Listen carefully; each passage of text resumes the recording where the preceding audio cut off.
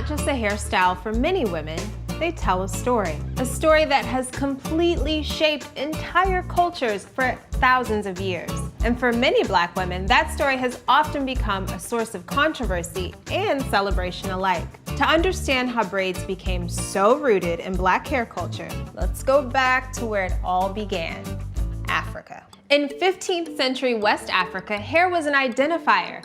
It was a way to distinguish a person's age, religion, rank, marital status, and even family groups. And braids played a big part in that, and not just on an individual level. Since intricate braiding styles often took hours or even days to complete, it was a time of bonding and community between women. During the slave trade, everything changed. As Africans were brought to the New World, their heads were often shaved for sanitary reasons. Africans not only lost their hair, but a part of their identity.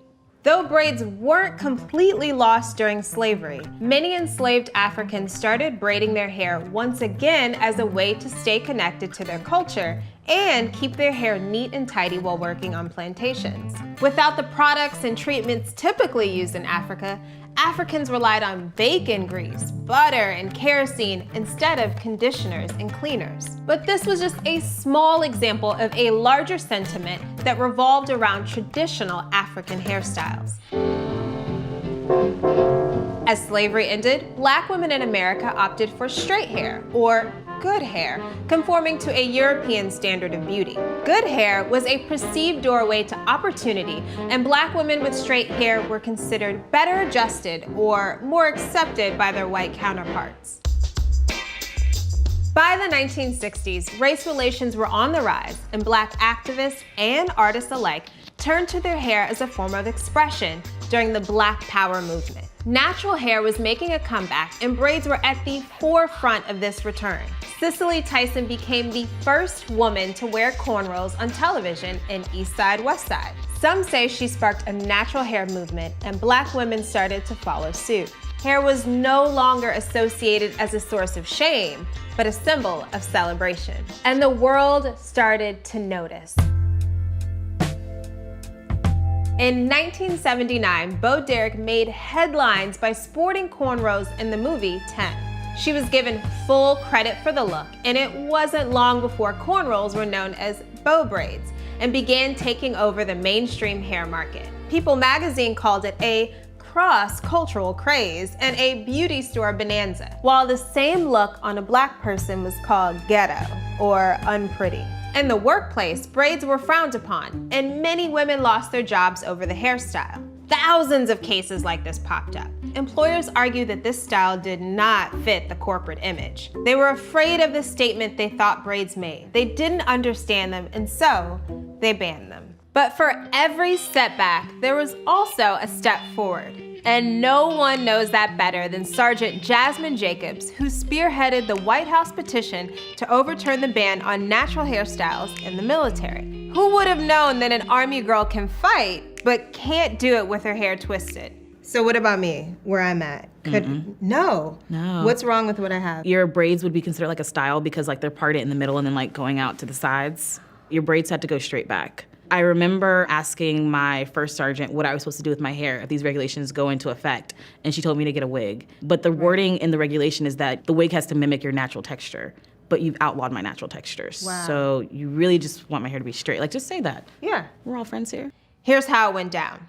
The U.S. Army updated their grooming standards for female troops, banning a number of natural hairstyles as a way to maintain uniformity within a military population. This include twists, dreadlocks, and large cornrows, and use terms like matted and unkempt to describe the unacceptable styles. How would you explain to the everyday person who may know absolutely nothing about natural hair care or Black hair what this ban meant? It's a ban that for the most part is saying that your hair can't be the way it naturally is. And I think what's really important to understand is that it's supremely unhealthy to not wear your hair naturally. A lot of people maybe didn't realize that it was like, hey, either you can cover your hair in like damaging like sew-ins or weaves, or you can chemically straighten it, or you can wear a wig, which I don't trust a wig staying on like when you're wearing a combat helmet. I don't trust a wig, period. So in combat, that's the last place I want to wait. The last place. Exactly. And how like detrimental is that to someone's psyche? Especially coming from the military, because it was like, hey, you're good enough to go to war and potentially not come back, but we don't support even like the very kind of like foundation of who you are. I just didn't want to leave that kind of stigma for like our future generations. Jasmine first noticed the band circulating on April 1st, 2014. She thought it was the worst April Fool's Day joke ever. We had seen a draft of it. It was kind of like, well, this can't be true. And then the actual ban started to come into effect right around April Fool's Day. And so I was like, the Army's not funny. Y'all aren't even good at this. You have no sense of humor. At one point, I was just kind of like, you know what, if this is real, like I'm gonna start a petition. And I honestly thought that I would start the petition just as like an excuse to kind of like complain, and then maybe like 50 friends would sign it. I always feel like you can't complain about something unless you try to change it. And so really I was just trying to like earn my complaints. It actually went very differently, so that was good. It definitely went incredibly, very, very differently. After a couple of news shows, that's when Congress got involved, and that's when like change actually happened. Right. Now we've got the government like in it. They're in it. They're in it. What happens after Congress has their say? Some local congressmen from the state of Georgia contacted me. They actually petitioned the Department of Defense and said that they needed to review the regulations, and they also called them racially biased. It was huge. I was fighting for like the Army, and they ended up like having the entire armed forces. The immediate backlash led for the ban to be lifted by August 2014, but only on braids and twists. The Army just lifted a ban on dreadlocks in January 2017, and there are still contingencies that prevent certain types of locks. A big part of the changing of the regulations was that moving forward, anytime there was any uniform policy that's going to affect the entire military, there has to be a diverse representation of people at the table. When you're making decisions kind of like in that vacuum, like it's very easy to say, oh, that fro is getting in the way of you being able to do your job. I mean, if you're not a Black female, then why do you know about Black hair care? And so I'm hoping that by instilling that kind of policy, that's not going to be something that continues to be the norm. We're not just seeing this in the military. I mean, we're seeing this in so many different iterations. What message do you have for women and girls about loving their hair, loving themselves? I think that Black women are just starting to fall in love with themselves again. And we're starting to understand like it's okay to like kind of express yourself culturally like through your hair. Like, you know, braids are like an art form. I think the biggest thing is just kind of coming to terms with who you are, accepting that, whether it's your hair, your gender, your sexuality, like just love yourself, just make a space for yourself in society.